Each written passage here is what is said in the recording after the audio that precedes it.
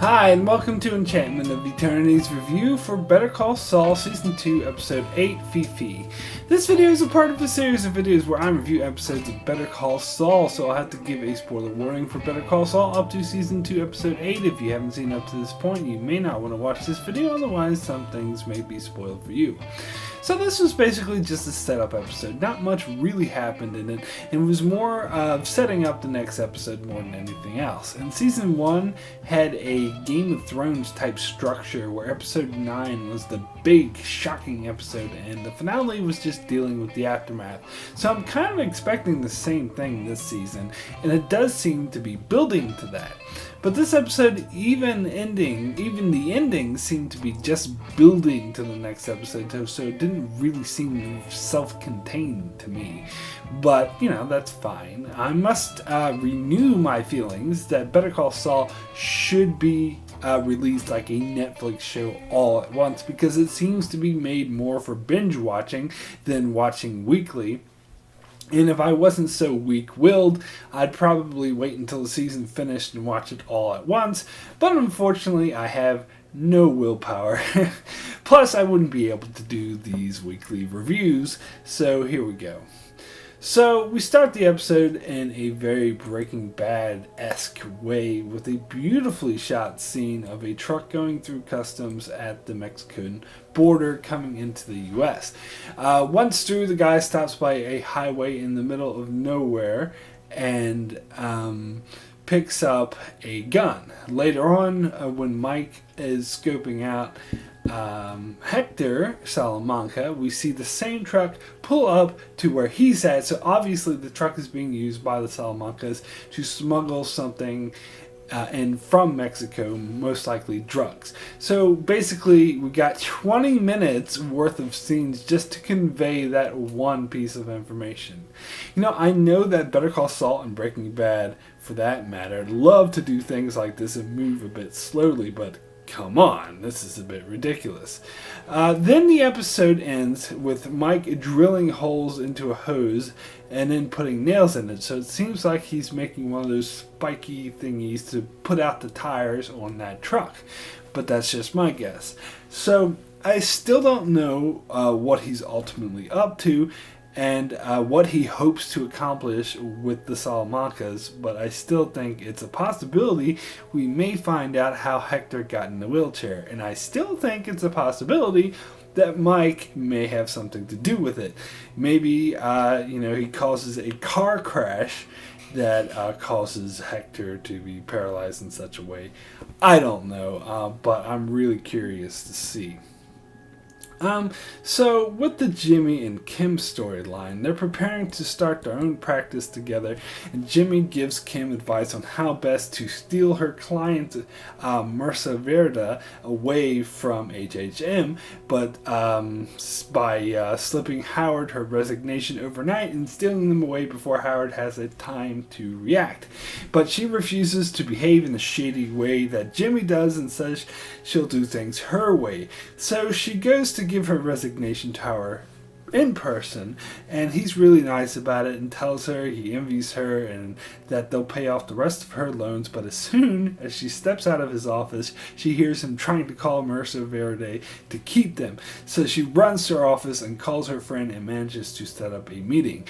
At the meeting, she gives her best pitch and wins them over, and they agree to go with her. So then she meets up with Jimmy as they're looking at a new office to buy together and gives him the good news. She kisses him, so it's obvious they're still together, and Jimmy is obviously very happy for her, and he says that he loves seeing her this way.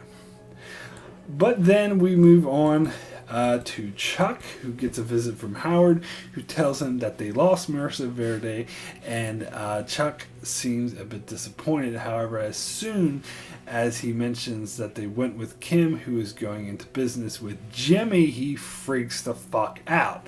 Now, it's interesting that Howard didn't specify that Jimmy and Kim are running separate firms, but sharing the same office. So Chuck thinks they're partners. So as far as he's concerned, he lost Mercer Verde to Jimmy, and that he cannot abide.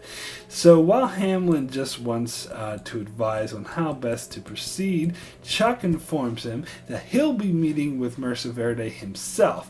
And at first Hamlin is unsure because he doesn't want to do, the song and dance with turning off all the electricity, but Chuck says he'll do it with the lights on and he'll be fine. So he meets with them and acts completely normal during the meeting, but more than that, he totally kicks ass and convinces them that they need a team of lawyers rather than just one lawyer, so they decide to stay with HHM. But as soon as they leave, Chuck's facade of being normal drops and he freaks the fuck out and is in a very bad state. Next, we get this truly awesome scene where Jimmy and the film students take this random old guy and pretend he's a war hero in order to get access to an old World War II bomber named Fifi, so they can do some filming with him, obviously as part of a commercial.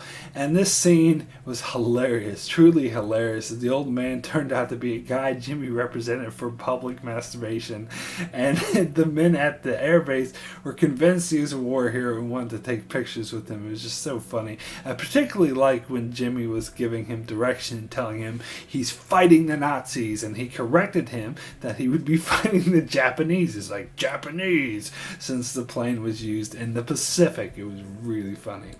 However, Jimmy gets a call from Ernie, the guy looking after Chuck, telling him he's in a really bad state, and we see Jimmy meets up with Kim, who is moping about losing Mercer Verde and is questioning whether she still wants to do this with Jimmy. So Jimmy reassures her that there'll be other clients and he'll support her until she gets through it. But then he goes over to Chuck's house and tells Ernie to go home and that he'll look after him. But instead he goes into Chuck's Mercer Verde's files and takes it to a copying place. Now, I'm not sure exactly what he's doing here, but it looks like he's changing the address on all of their documents so that HHM will have the wrong address for them.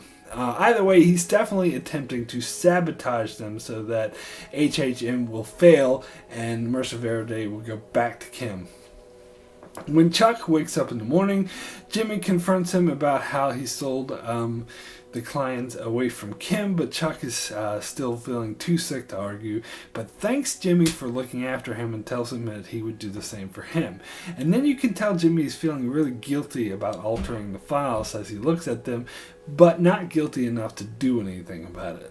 So to be perfectly honest, I love seeing Jimmy do this. I think Chuck totally deserved it because despite his innocent protests, you can tell he only went so gung-ho because he wanted to sabotage Kim in order to get to Jimmy. So it was actually really great to see Jimmy strike back at him because that bastard deserves it. That being said, whenever Jimmy does something shady in order to help Kim, it always ends up backfiring and hurting her.